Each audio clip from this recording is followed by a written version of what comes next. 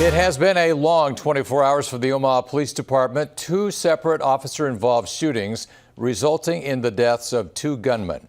The incidents happened within about 13 hours of each other. We begin tonight with the scene at Target on 178th and West Center Road.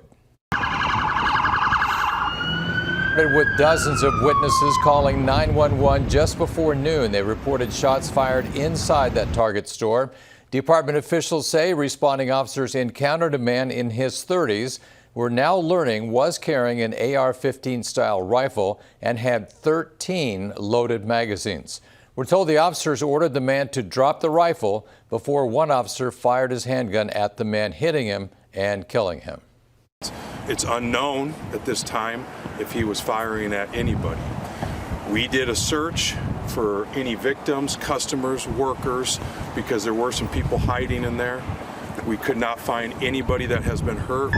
The chief says the massive response at today's shooting scene is the type of response wanted in an active shooter situation. Police think the only person injured in the shooting was the suspect.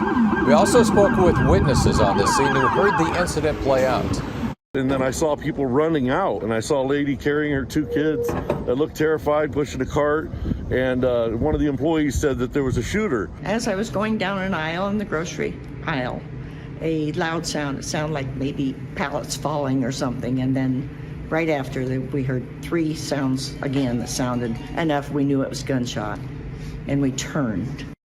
Now, Mayor Stother released a statement commending the officers on scene and their bravery, saying in part, quote, Omaha Police saved many lives today by their quick actions to prevent a mass casualty event at Target, unquote. Now, Target released a statement about today's terrifying incident. They say in part, they are extremely grateful that all of our guests and team members were safely evacuated without injury. The store will remain closed until further notice and will provide full compensation and on-site counseling.